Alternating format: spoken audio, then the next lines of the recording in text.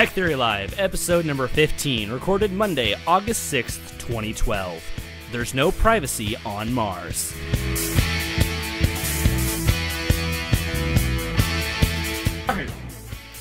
What's up, guys? Creighton here from LogicLounge.com. Today we're here with the Tech Theory Live podcast. I'm joined with Ryan Matthew Pearson and William Reynolds Young, my two cohorts in our adventures across the internet for podcasting and other mysterious things. Anyways, welcome aboard and back, Ryan and Will. Why don't you go ahead and introduce your guys' selves again for the, what is this, 16th time now? Is this episode 15 or 16 or 14? That is a smooth intro if I've ever heard one there, Creighton. By the way, I'm Ryan Matthew Pearson. I am a partner over at LogicLounge. I also write for LockerGnome, and you can find me at ryanmpearson.com. Great to have you here. Hi there, Captain. I'm William Reynolds Young, as Creighton so astutely put it. Since we have to use full names in this podcast, you can find me all scattered in little pieces all over the internet. Mainly on Twitter at the eBay Kid with a 1, or my personal website wrry.me. And you know what's interesting? I'm the only person here who doesn't use their middle name online. But Reynolds isn't my middle name. I think Barrel is the best middle name in the world for you, Creighton Barrel. Well, I'm talking about how you guys have 3-part names. I only have a 2-part name. That's what I'm talking about here. I have a 4-part name. Yeah, you see, we're more likely to be assassins than you are. I guess so. You know, because anytime there's an assassin, they have 3 names. So you're safe. Already all right, that's good. At least the FBI isn't coming after me. Anyways, before we get started, I'd like to make a huge announcement.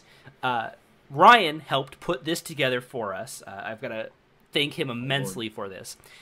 We are now a part of the Rant Radio Network. So all of our podcasts, or actually our current podcasts, will be debuting on, rantmedia.ca, I believe. Rantmedia.ca and Rant Radio's all over the place.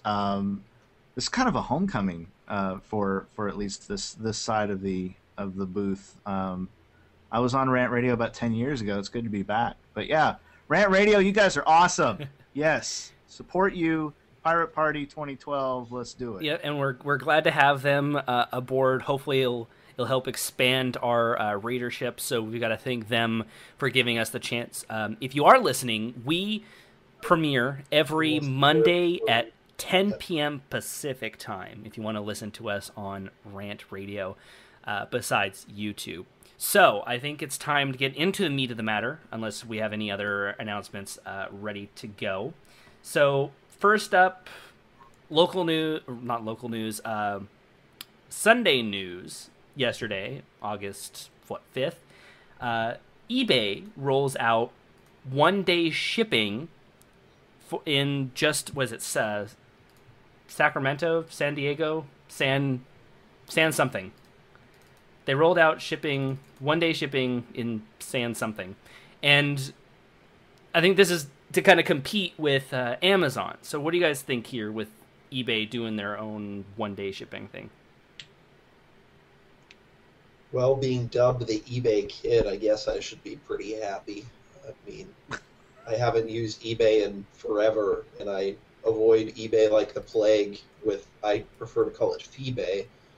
But I mean, it's nice that they're stepping it up and trying something, I guess, not to be destroyed. To me, they're just, they keep trying everything they can. It's for the San Francisco area, if you're wondering, and surrounding. Yep, and it's only... We'll see how that works. And it's only a $5 add-on for delivery. So that's amazing for same-day shipping. Again, I think it's to kind of compete with Amazon.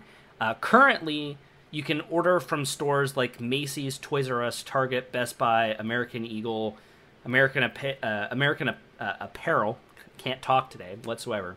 Are all doing the same day shipping on select items, and that I think will roll out more and more as the months go by and as their network grows. Because eBay has done something interesting over the last couple of years. They shifted from being just an auction type site to now a non-auction type site, but now you can sell directly on eBay like you can do with Amazon. Will, I know you're a huge Amazon seller now because you have your own skincare line now, or actually you're what would you call it? A partner of a skincare product, and you're selling all over Amazon. So do you think you'd expand to eBay now that they have this same-day shipping and you can sell on eBay? Or do you even sell on eBay right now? Well, it's called a distributor. You really are having difficulty talking today. I'm having trouble not snickering. eBay makes it too difficult to list items in the sense that Amazon does. Amazon is such a pain-free process, painless process. Apparently, I can't talk either because their items are already there, and literally, I just say I want to sell them, and that's it. eBay, you have to set up everything really to it, and they only allow you to accept PayPal online. They really do limit you a lot, and that's a huge downfall for them. Their fees are high, while Amazon's fees aren't the best in the world either when it comes to fulfillment by Amazon. They're definitely moving a lot of product. I don't know that eBay can even compete in the same realm as Amazon Marketplace just because of the way that they're perceived as an auction marketplace versus a buyer's marketplace. So kind of two different realms, even though eBay's trying to take some of Amazon's market share. And speaking of Amazon, I mean, Amazon's it's a huge business. I mean, it's been called the Walmart of the internet, and I think that name's actually kind of inaccurate because Amazon seems to be doing a lot more for small businesses than any other retailer chain out there. But we do have another story we're going into about Amazon, and Creighton, you've reported on this today.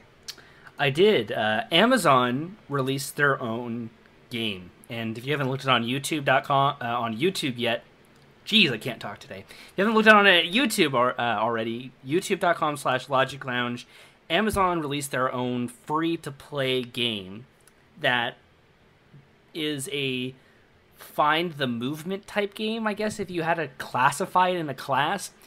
Basically, it's a free-to-play Facebook game where you are a family of foxes and you're trying to find each other and you're playing through the levels, and each one of those levels you have to find things that are moving. So in essence, you gotta like click on them and search, and it's a weird game. I mean, the concept is better when you're actually playing the game than you are hearing me try to explain it, but it's an interesting game. I think it's only available on Facebook right now, but we could see it expanding into more of like the Kindle, because that's one of their big market shares right now is the Kindle. So I've played it a little bit. I don't know about you guys. Have any of you guys played the game? I opened it for a second. I mean, I think it's interesting that they took the Facebook medium for gaming. I mean, we all know that they have a nice marketplace when it comes to music and movies. I don't know why they didn't just expand on that. Maybe they're just kind of dipping their foot in. But just from the way that they made this play, it seems like, Amazon Game Studios, they did take the time to create something else for this. So who knows? It seems kind of Disney-esque to me, like you said, and I'm not too excited about it. But competition for Zynga? Well, as we've seen, these free-to-play games, especially on Facebook, have grown huge, like Zynga. I mean, Zynga wouldn't be around today if they didn't have Facebook as a game platform to make all their games. So I think they're just trying to dip their foot in to see how well they could possibly do at making a game. I would say, actually, more than Zynga or any other gaming company, I think that Amazon is taking on Microsoft And that's a really weird thing to say, I know, but when you look at Microsoft, that's a software company that makes hardware and software for video games. And when you see a company like Amazon, which is getting its division start in Facebook, a place where you're prone to sharing things with people and getting the word out about new initiatives, new companies, and all that very quickly, I think this is a brilliant move for Amazon, because it says, hey, we've got this. Share it with your friends because this is coming. We're hiring. Now's a great time to apply. And that's exactly, I believe, why they went to Facebook first. But ultimately, I see platforms like Kindle, which by consequence, Android, and a lot of other gaming platforms are going to be eventually catered to by this division of Amazon. And I think it's going to hit Microsoft more than anyone else. So do you think that Amazon is turning into the Google? Because Google started out as one thing and is now a bajillion things. So do you think Amazon is heading that same way as well? I think that Amazon is heading in the direction of Microsoft and Google. And I keep bringing Microsoft into it only because you've got Windows 8 with all the little Windows 8 devices and everything, and you've got Amazon sitting right in the middle of that. They do cloud architecture, they do servers, they do retail, which is the line they started out in, and if they're getting into making software and creating content, they're going to be hitting Google and they're going to be hitting Microsoft in a big way. Google has always been about services. It's always been about search, docs, all these other things, and it's expanded quite a bit. But when you think Amazon, you're thinking like servers and things that a business would need, or a casual user that needs like an ebook reader but not necessarily a full-blown tablet. They're going after that casual everyday user market, and that's exactly where Microsoft sits. So yeah, both companies should take note of this, but I have a feeling there's going to be blows on the bow between Microsoft and Amazon before the year's over. Yep, and speaking on blows on the bow, the Nexus Q is possibly not going to become a reality. That was the best transition ever. A transition. So, as we laugh about my... Nexus Q is a failure, basically, is what we're saying. Yes, we're getting reports in that the Nexus Q... basically, Google is refunding everybody's money who paid for the Nexus Q. No, not refunding.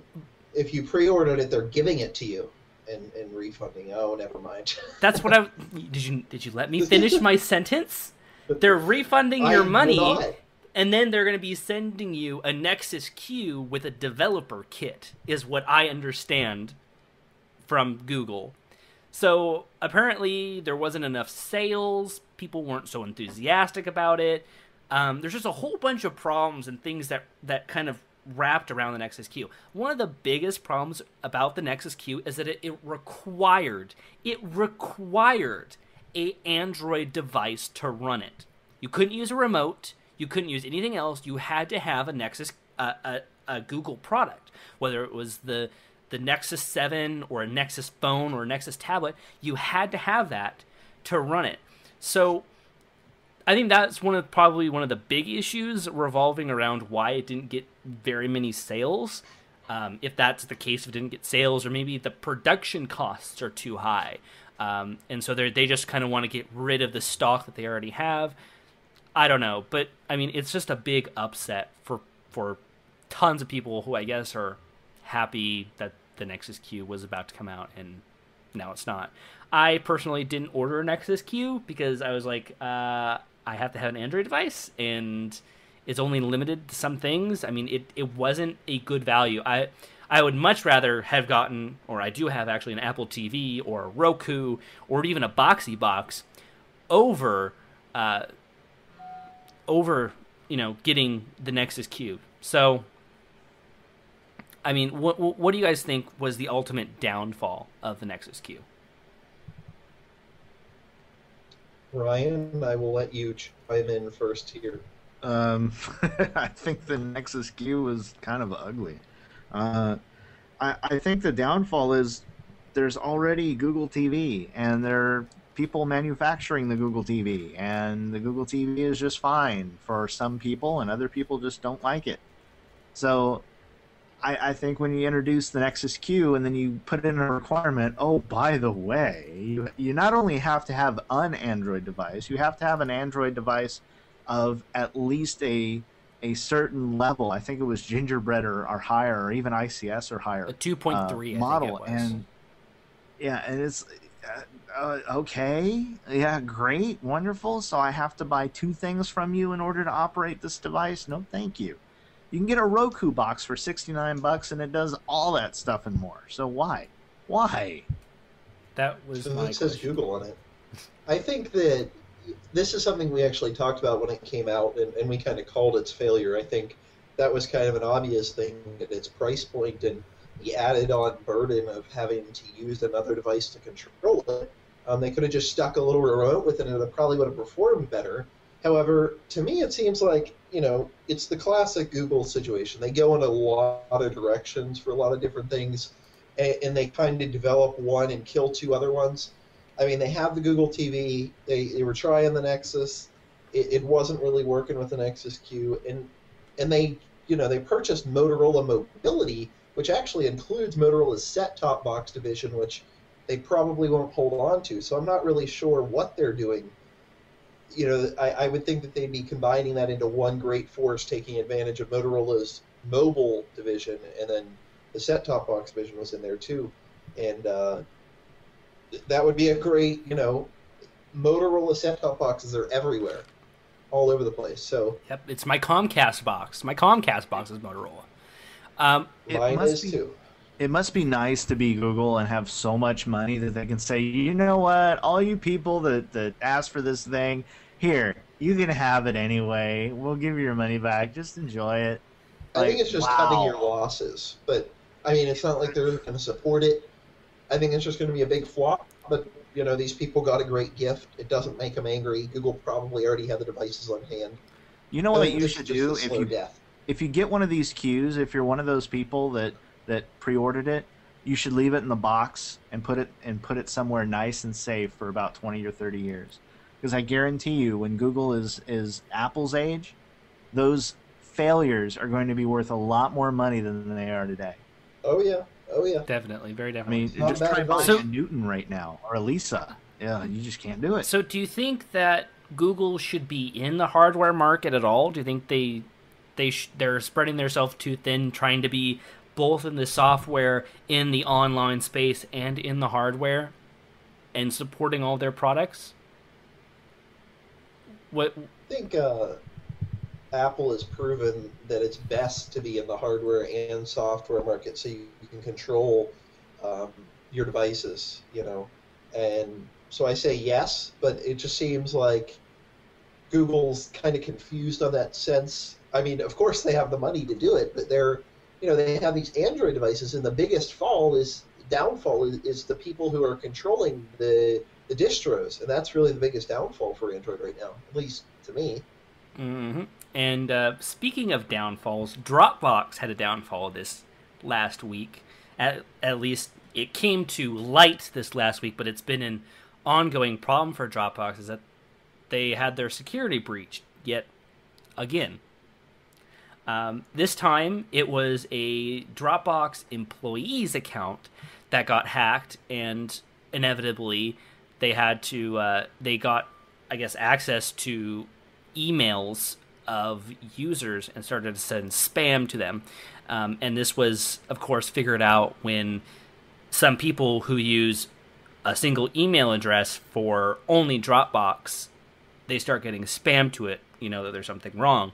So that came to light, and through a little bit of investigation, they found out that this employee's account got hacked into and stuff got stolen. So I'm a heavy Dropbox user. Ryan, you're a heavy Dropbox user. I mean, Will, you're even a heavy Dropbox user. What are your feelings about this and your trustingness of Dropbox? I'm increasingly worried about Dropbox's security.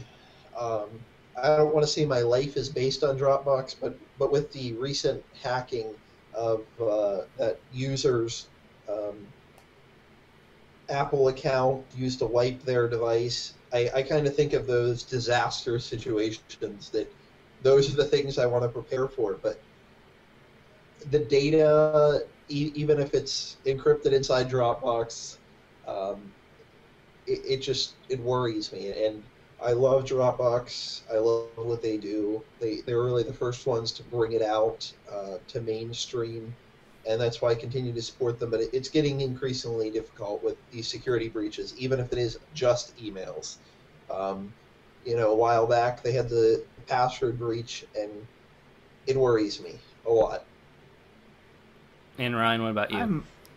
I'm still a fan of Dropbox because of what it does. Like every time I get with a competitor, I think You Send It has a Dropbox competitor software. I used that for a while. Didn't like it. I didn't like a lot of the different solutions. I think Google Drive for Office documents and things along those lines seems to be working very well for me, but it still falls short on what Dropbox has to deliver. So for right now, as far as best of all evils, Dropbox is still my choice. But yeah, with everything, you have to weigh the pros and cons. What are the security risks with any cloud service? Service. You always put yourself out there when you throw something on a server you do not own or control. Yeah, that's one of the scary parts. And I mean, constantly on a day-to-day basis, I'm using Dropbox for syncing files, to grabbing stuff out of this shared folder so that I can do what I have to do on a daily basis. I mean, it's there and I love it. I'm concerned about Dropbox, but I'm not ready to drop it because of how powerful it is and how I use it for work. I wish there was some sort of maybe two-step verification process or something to secure your account better than it is now. And I'm sure there's probably something out there like this, so don't quote me on this, but if there was an application that I could use with Amazon S3 so that I could sync my Amazon S3 across all of my computers, I would do that, because sure, I'm going to be paying a little bit of money per the gigabyte. I mean, it's like a couple cents per the gigabyte on S3, but it's a lot safer, I think, than Dropbox is. So when it comes to security, I'm not going to handle my own security, so I put my trust in them. And given the size of their service, I don't want to say it's acceptable. It's not acceptable technically, but security breaches are to be expected in this day and age. And it's hard to say. I'm definitely not going to drop Dropbox. How about that? Crack myself up. But it worries me. I think about it. Awesome. So I guess one of the last stories up for debate today is Microsoft redesigning Hotmail and changing its name inevitably to Outlook.com earlier this week. Hotmail changed. It's not Hotmail anymore, or it is still Hotmail, but there's a new service that everybody's going to be eventually merging to called Outlook, and you can use it to get a @outlook.com email address. Like I got Creighton at outlook.com, so I'm happy that I have that. And I guess it's Microsoft trying to turn over a dead leaf for Hotmail. It's up there. In my books, at least, Hotmail is one of the worst email providers out there. Obviously, it doesn't beat Yahoo, but it's up there as being one of the worst out there. But they've... Hey, I like my Yahoo. Oh, gosh. I have a Yahoo account, 100% spam, and I never gave out that email address, ever. So how do they get it? I have no clue. Anyways, so they have this new service. It looks like Windows 7. It's got a total Windows 7 interface on it. It kind of acts like you're actually using, Windows 7. And Will, you seem to be very enthusiastic about this, so why don't you go ahead and explain about it? I think this is this is a great move for Microsoft. It seems like they're, I don't want to say they're moving Outlook to the cloud, but that's what it looks like they're doing. Obviously, in this day and age, like we've been talking about, cloud is what is up and coming. It's really what is now. Um, and Outlook seems to bring that. They have some really nice features. I was very surprised when I checked it out. I can't imagine I'm going to use it for myself. Very invested in Google Apps. Used Gmail since the inception. But they do have some very promising things where they have something called Quick Views, where it gives you documents, flagged photos, and shipping updates. So if there's a tracking number inside an email, it'll automatically pull that inside that Quick View, as they call it. Obviously, they have folders. So they also tout the fact that it makes it easy for you to be productive. The Word, Excel, and PowerPoint web apps are built in to there. They point out that you're private, probably a stab at Google, in control of your data, and personal conversations aren't scanned. Another stab at Google, obviously. Can I just stop you there? You said dater. Yeah. You said dater, not data. I like tater tots. Apparently so. So on with your conversation. I don't really know that you can comment at all in this entire conversation. So that's all before this podcast started, you were correcting me on my grammar, and so no, that wasn't me. I don't care. I was just laughing. How do I work Anyway, with you people? I've got I don't know. the craziest co-host on this show. You know what? This that just makes it can I weigh exciting. in real quick with all this Outlook nonsense? Look, here's what I'm going to say. I think even with Gmail, I'll throw them all in here. All these big have free email on us so we can sell you ads thing. It freaks me out when a corporation is reading my email and I'm agreeing to it. And I'm allowing them, hey, read my email and sell ads based on what you see in my email. So if I subscribe to a lot of pornography newsletters, not that I do, Google's going to know about it. Microsoft's going to know about it. So then go put up your own mail server. Then go put up your own mail server if you're afraid of that. Exactly my point. And I think there's a lot of people out there that don't realize that this happens, and if they knew, they would be very concerned about it. Like, hey, you know what? Maybe it is a little freaky that my tracking number is already up on the page as soon as I load it. You know, that's a little strange, you know, to think about. Yeah, you know, you've got to take that risk and you've got to weigh them. And I know a lot of people over on our new rant audience will probably appreciate the fact that privacy is a dwindling, concept. It's not something that is appreciated anymore in corporate culture. And I'm not jumping on the Outlook bandwagon. I'm not signing up for an account because it's bad enough that Google reads my email. I don't need Microsoft reading Outlook it too. isn't. It says one of their features that they're touting is Outlook is private. You're in control of your data, and your personal conversations aren't used for ads. I would love to see in the fine print though, because for the site to automatically see my UPS tracking number and pull that information, something's being read somewhere. And if it's all client side, that's a miracle. Well, you got to think though that even though they're taking this data, they're only taking limited amount of data and they're keeping it private. Just like you're trusting Dropbox to keep your Dropbox information private when you upload to Dropbox. I mean, it's the same concept there. So it's still one of those things. It's like when Google AdSense is running through your Gmail account, and this is strictly for Google, is the advertisers see you and they put cookies on your machine and the whole nine. They know that, you know, there's somebody that really, really likes this keyword that we've subscribed to and we're pushing ads to them. You know, I mean, there's all this little bits of information. These cookies come out, this comes out. You click an ad, heaven forbid, by accident or intentionally, and suddenly you are a name to a face. And you're no longer an anonymous number, and companies know more about you. That's how there was news came out a year ago that Target knew a girl was pregnant before her father did because of her buying decisions.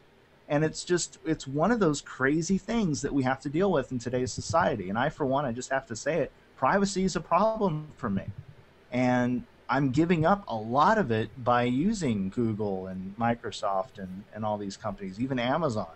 And that's just something that I thought I'd throw out there, because it's really one-sided for anyone to say, well, this is a great service because it does this. On the other side, it's like, yeah, this is another service that's trapping people into giving their information up willingly.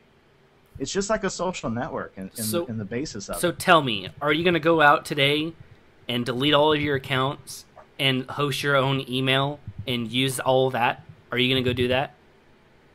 I host 4 of my own email accounts that I use daily. Really?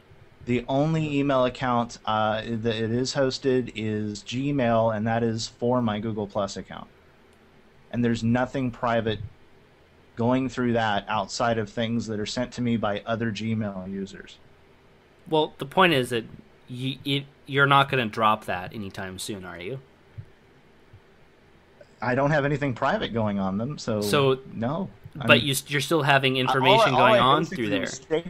So what I'm saying there is you need to be aware of privacy issues, and most people aren't. Most people are completely clueless. What I'm saying Google is has in their agreement that they get to read your email. Even though you have all of this and we have all this, we're still tolerant to, sure, we're not gonna go ahead and give it up because it's a free service. And that's what you give up when you have a free service, is that you're gonna have to give up some things. I mean, for people who use free email accounts, for people who use YouTube, Facebook, you're giving up your privacy for a free service. So even though we're talking about this, nobody's going to change their ways, because us as the internet as a whole have become tolerant to these free services and their terms of service and what they're doing with our data.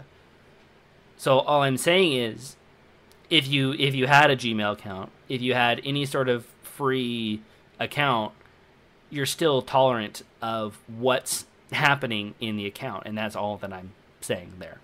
Yeah, if you're knowledgeable, yes, you're absolutely tolerant. And my basic point from the beginning is, it's just kind of funny, so many people don't know.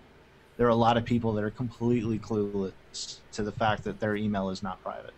They believe honestly and wholeheartedly that nobody but them reads their email because they have a password.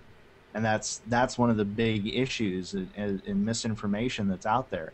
And I think it's perhaps our duty as people that speak to a number of folks and write to a number of causes that, we may need to inform people a little bit better that, hey, you are giving up your privacy for this. Even if your Facebook account is absolutely private, there are a million ways from Sunday for somebody that wants access to your account to get in there.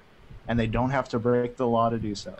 And those are a lot of things that I think are very important issues. And I'm just bringing it up here because, we're bringing up Outlook, and it's another one of those services that I look at and go, you know what?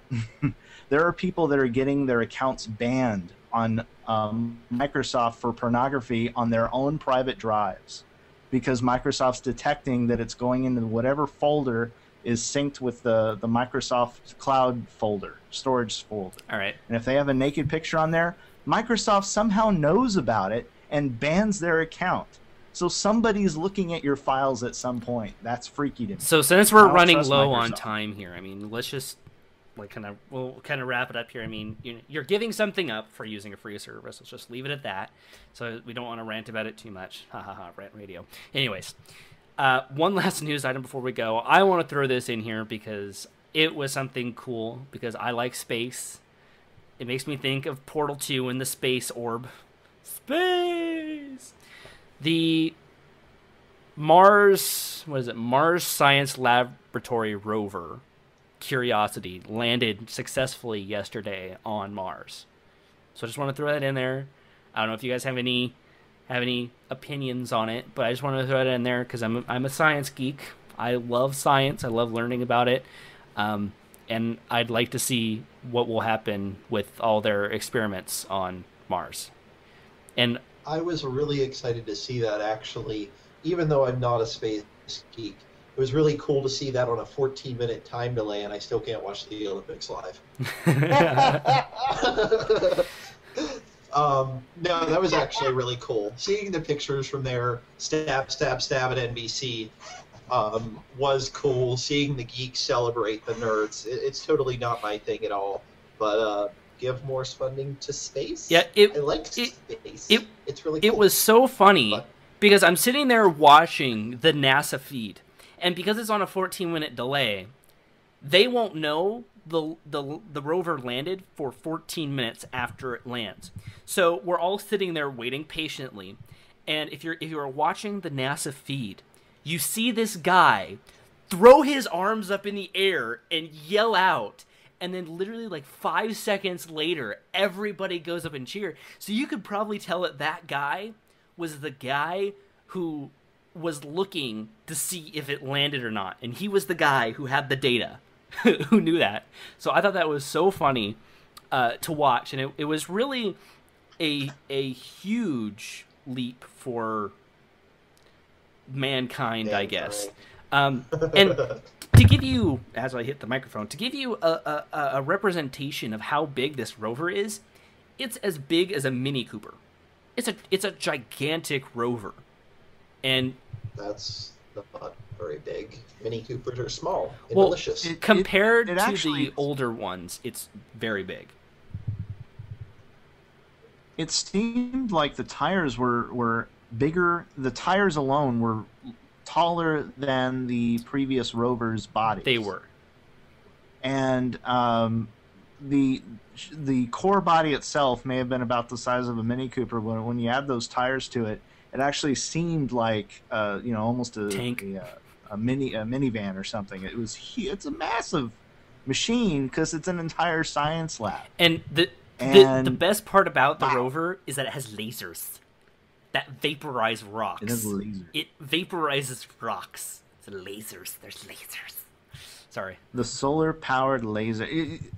Okay, did you guys watch after the whole celebration when they got back down to work and they were yelling out the numbers, like the altitude was blank blank blank and our forward thrust, our remaining fuel, and they started spouting out these numbers that seemed like nonsense to you and me, but every time they said a number, the entire room, yeah, woo! And it's like only nerds that are really, really into astrophysics will appreciate that moment. Yes. Because apparently everything that could have gone right did. And that is And you couldn't have asked for a better landing. the landing mechanism for this is possibly the coolest part. It's called a sky crane. And basically what it did is, as it was coming down to land, the rover came out of this launch vehicle, and it was basically hanging from wires while this launch vehicle was reverse thrusting with parachutes that can survive at supersonic speeds and slow this down. And it basically put the rover down, detached the wires, and flew off in another direction to go land. So I thought that was really cool how they were so innovative with this. And it was also very cool because there was no human intervention. No human intervention. All computers were controlling that landing, the descent, when everything deployed, how it deployed. It was all computers, no human intervention. I thought that was one of the awesomest parts. That's way cooler than the Lady Gaga bubble dress that the other rovers landed in. The weird, The big, like airbag thing.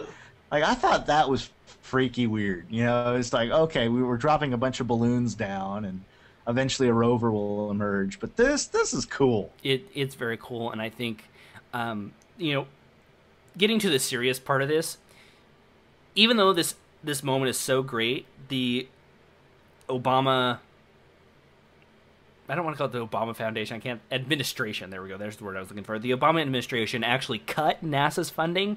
So the 2 more rovers that they were planning on sending to Mars are never going to happen. So this could be the last rover that we ever send to Mars for 10, 20, 30 years.